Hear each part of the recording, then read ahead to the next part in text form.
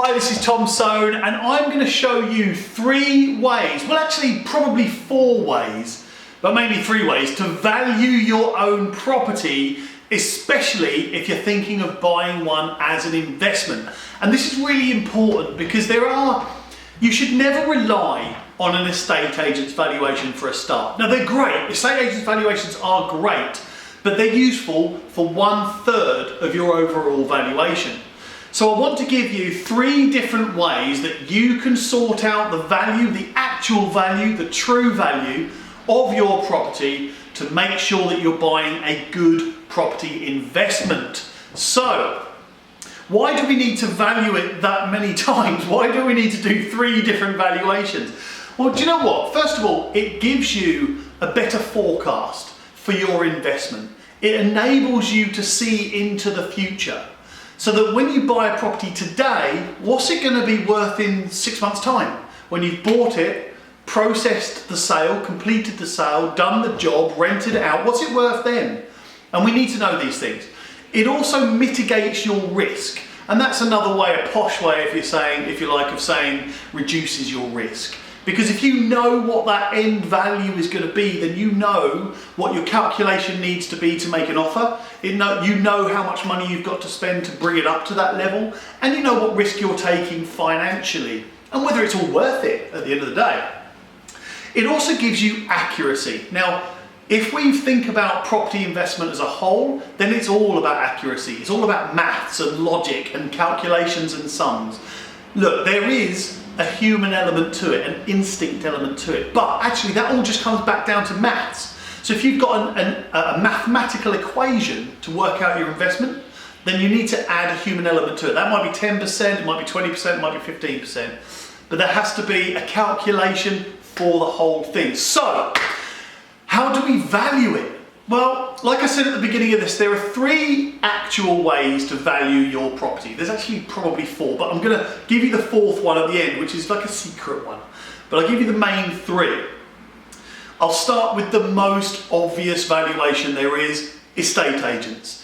Now, I'm going to give you a little secret in a minute. I probably shouldn't, but I'm going to, because I own an estate agent, so I probably shouldn't be telling everyone this, but your estate agent's valuation should not be relied upon for your investment. It should be taken and acknowledged and used as part of the calculation, but don't have it as the valuation. And I'll explain why. An estate agent will tend to value your property optimistically. They'll give you the advertising price, and they'll put it on the market in a position, because what they're trying to do is win your business, right? So the estate agent will always value optimistically to give you the dream, to sell you the dream, paint the blue sky and say, hey, your house is probably worth this much money. Now I know that we have to take into account an element of error with that. So the advertising price is not often the selling price. So we have to take into account that the agent might be telling you it's worth 200,000, but statistically and mathematically, it's going to sell for 96% of that. So it's going to end up being 192. I'm just making these figures up, by the way, but you get the idea. The advertising price is very rarely the selling price. Also, you can get from your estate agent a market appraisal. Now, technically, your estate agent is not a valuer. They are a market appraiser. They can only technically tell you about the market and about appraising the market. Now that would mean things like level of demand and inquiries and viewings and sales and blah, blah, blah, blah. All of those things. Now, but you and I know a bit differently to that. You and I know that estate agents sell properties for a living. That's what they do, so they're good at it. And they know what they're doing, they know what they're talking about. So when you speak to an estate agent, they will give you valuable information. Don't rely on it, but just use it. So I always ask the estate agent to give me the asking price compared to the sale price on average in that local area. Now sometimes an estate agent can be a little bit blinded by a strong market in a specific area or a specific property type. And I'll give you a prime example. If the government launch awesome first-time buyer incentives, or mortgage lenders release a ton of really loose and available mortgage products for first-time buyers, then the chances are 1 and 2 bedroom flats and lower priced houses are going to shoot up in value. Not just shoot up in value, but also shoot up in demand. So your estate agent might get a bit blinded by that and might start feeling that we're in a strong market when actually we're in a strong market for first-time buyers.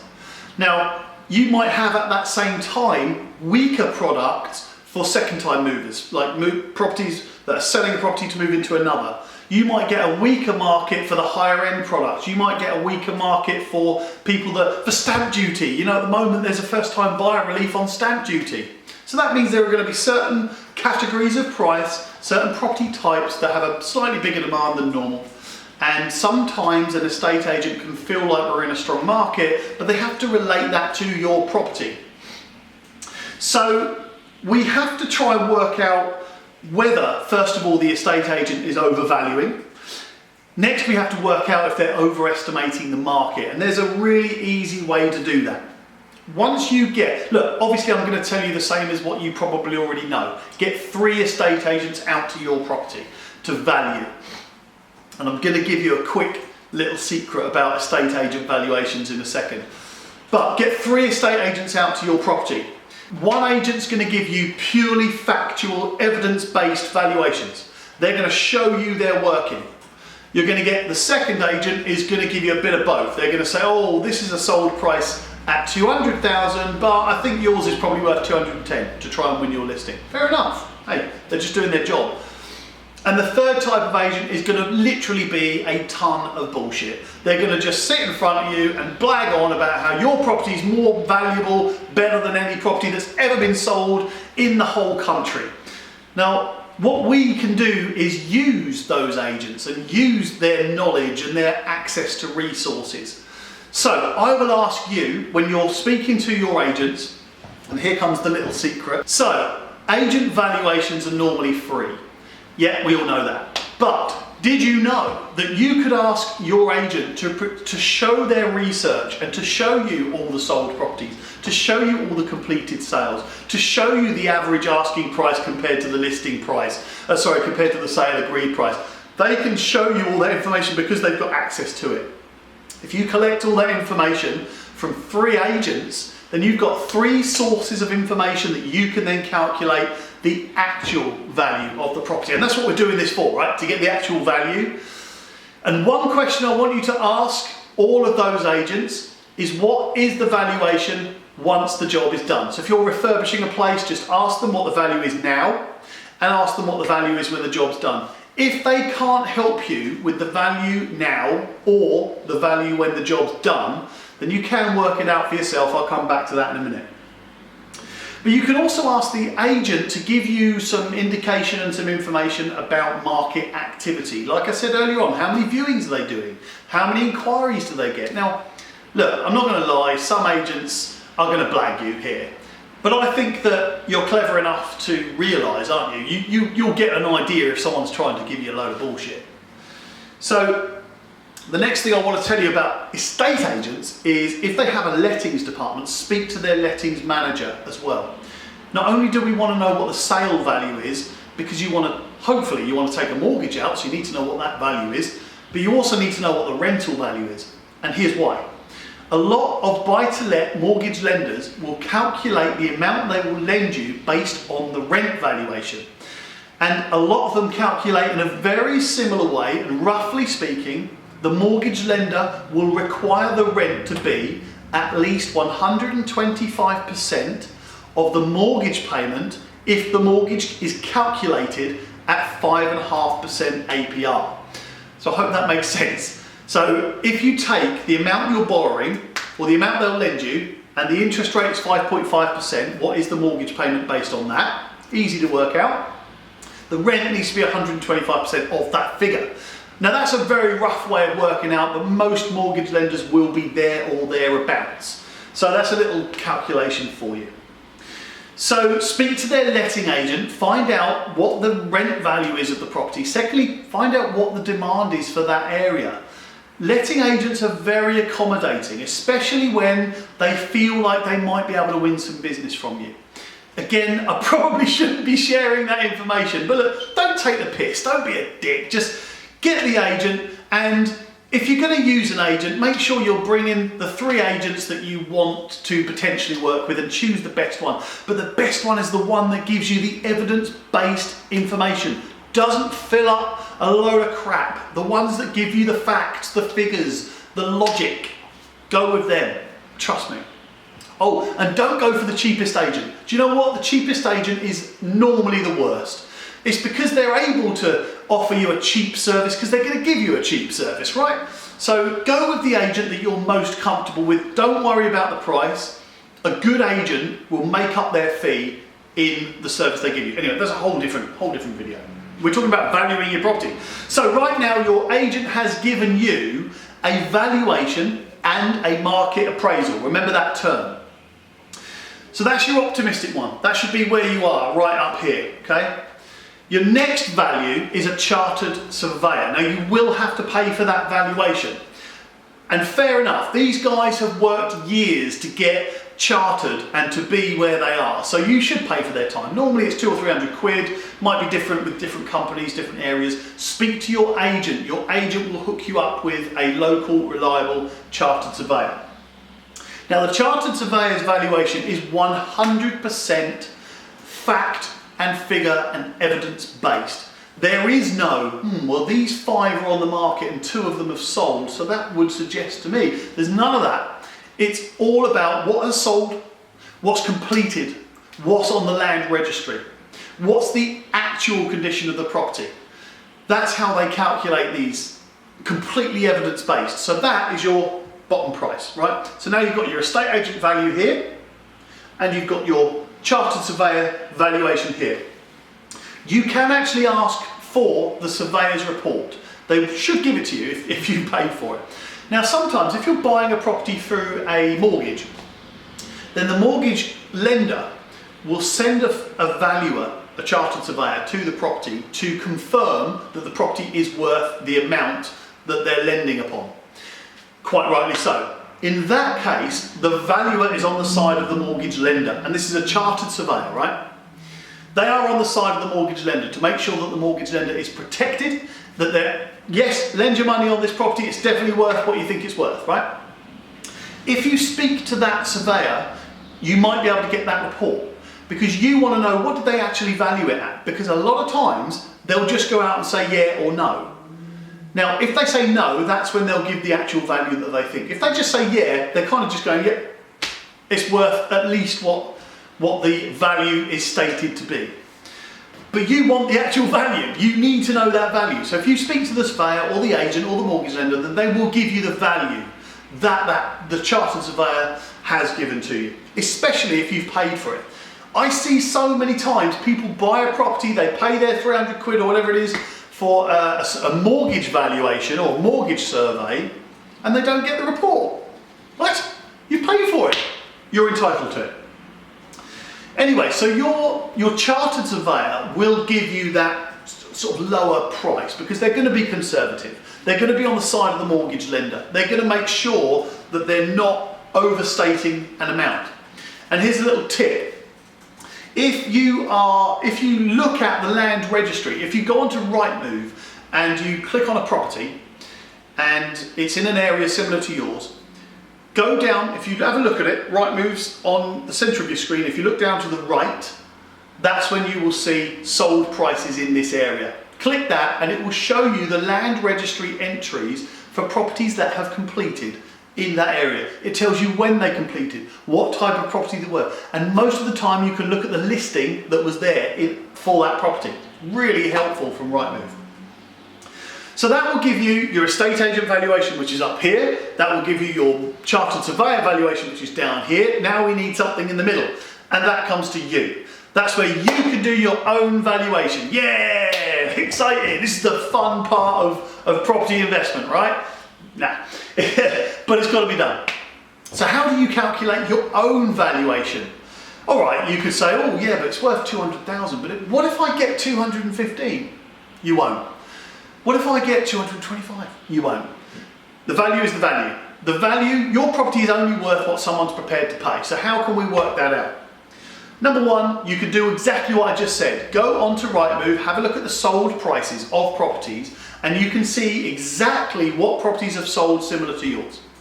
Now here's a little tip.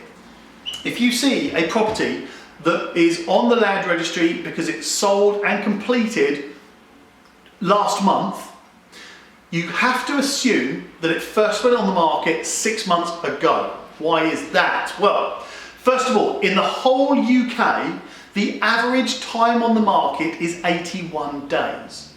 Now there are some agents that will say, not for us, we only take a week to sell a property. It's rubbish. Actually, across the country, the average time on the market is 81 days. Now, if you're an estate agent watching this and you're disagreeing, then please let me know, but I would challenge you. I would say, of the 20, 30 properties that you've got on the market, yeah, you'll probably sell 10 of them in a couple of weeks. You'll sell 10 of them in a month. But the other 10 that are slightly overpriced maybe, might take a lot longer. That's why we get the average of 81 days. So the average there is 81 days, what, three or 4 months to sell a property, right? That's the average in the country, we can't deny it. Then you've got the average in the country of 90 days to actually get the property from sale agreed to completion. So you've got 3 months to sell the property, get it to sale agreed, 3 months to complete the property, 6 months, right? So now you have to assume that when it was first valued, that was 6 months ago. What's the market done since then? So again, using that exact scenario, and what's the date today? So it's the end of June. So let's say we get a property and we see that it's the same as mine, it was completed in June this year. I now know that probably went on the market in January this year. Now I can have a look and see what the market has done since January this year. Now if I can see that it's increased by 2.5%, I whack 2.5% onto my value. It's as easy as that. It's just simple maths and calculations and logic. But now we've looked at the sold prices and we've worked out where our property will be in relation to those sold prices. We can also look at the positioning in the marketplace. And this is something I don't think enough estate agents do. I don't think enough chartered surveyors do. Certainly if we're looking at resale, I don't think enough property investors do this. What is the position in the market? If you've got a 3-bedroom house in the city centre and you are looking at the market right now and there are 20 3-bedroom houses in the city centre available in a similar price category, then your property is going to be competing with them. That means that your property is probably going to come dropping down in value just a little bit because there's so many places on offer. What does it mean to you specifically? Well, first of all, if you've got all of those 20 properties that are on the market for 200,000, I'm making this figure up, you've got 20 3-bedroom houses on the market right now for £200,000. That means the difference between listing price and asking price is going to be bigger. We can't get away from that. That is science. Scientists have confirmed this, I promise. It means that there's a lot of product for smaller demand. That means the price is going to come down in that region. Oh, sorry, in that category. If you've got 2-bedroom houses on the market for 200,000 and yours is going to go alongside them, then your asking price is going to be relatively close to the sale agreed price. Yes, that's what we want. So you need to work out where your property is going to be positioned, and there's another little hint here. So if you've got 20 properties, 190,000 up to 210,000, let's use that sort of area, where do you want to be? Now, if you've got the best property, if your house is the best of all of those 20 properties, then yeah, stick it up the top. But bear in mind, more people are going to be looking at the middle of that, the sort of middle to lower end of that first, before they look at yours. Because obviously everyone wants a deal, everyone wants a bargain. Now, if yours is the only one up at the 209,950 area, then yours has to be a lot more special than the others. So make sure when you're positioning your property, you need to understand, do you want to be the top of the category, the most expensive in the category, or do you want to be roughly in the average of the category, or do you want to be the lower end of the category? I promise you, if you put it at the lower end of the category, then you will get a sale faster. And now we're talking about yield. It's a whole different thing. We'll talk about true yield and fake yield another time, because that is a massive mistake I see a lot of people make. So positioning in the marketplace is vital to how fast or slow your property is going to sell. Put it at the top, it will take longer to sell. Put it at the bottom, it will sell faster, but you might not be making as much money as you could be. Remember, you don't have to accept every offer that's put in front of you.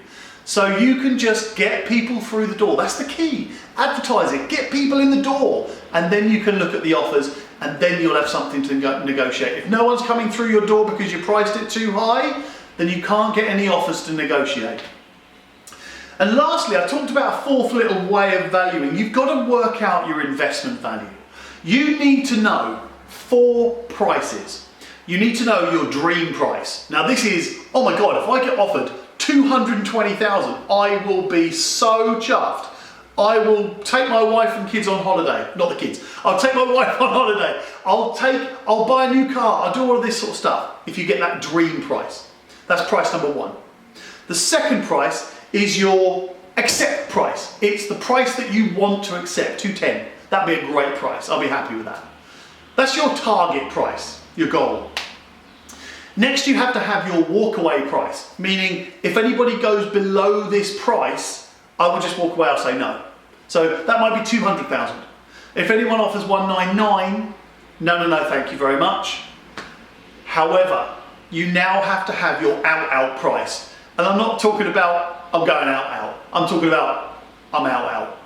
Because there has to be a balance between time and price, where you will accept an offer that might make you only a little bit of money, but you might be on the market for 3 months, and you might have to go, right, quick, sell, take that 195, and I'll walk away because it didn't quite work out. You have to take that on the chin. Don't get knocked out like Amir Khan. Just take it on the chin, carry on going, take the profit and go on to the next property. Learn that. If you've been on the market for so long and money's just dead in that property, then your yield is going to get hammered. You could have that money out now and you could be on to the next property now. Or you could wait 3 months and wait another 3 months and then another 3 months just because you want an extra 3 or 4 grand. But in the meantime, you're making mortgage payments, insurance payments, utility payments, council tax payments, and you haven't got your cash in your pocket. So work out your dream price, your accept price, your walk away price, and your out price. And that will help you establish whether you are going to have a good property investment or not. So I hope that helps. Get 3 estate agents out, get a chartered surveyor out and work out your own valuation, work out your 4 prices, and that will help you on your way to a really good property deal. And by the way, this is if you're buying a property to rent out or you're buying a property to sell, because you've got to work out what the end value is so that you know how much, if you're keeping the property, you need to know how much mortgage you can take out. What is your mortgage value going to be? Now sometimes you can push it. You can push it up a little bit. And sometimes if you're going to resell it, you need to know what the market's like. So all of those things will come together into the right property investment. I need you now to search Tom Soane True Yield, because there are so many huge mistakes that people make calculating their yield. In fact, 90%, I'm guessing, but 90% of the people I speak to calculate yield in the completely wrong way. And it's causing problems, it's making them miss property deals, it's making them buy shit property deals, and it's not letting them be a property investor generating the proper true yield. I'm going to do a whole piece on true yield versus fake yield, because believe me, you can do better than you think you can do. So, thank you once again. My name's Tom Soane and I am the Anonymous Landlord. See you soon.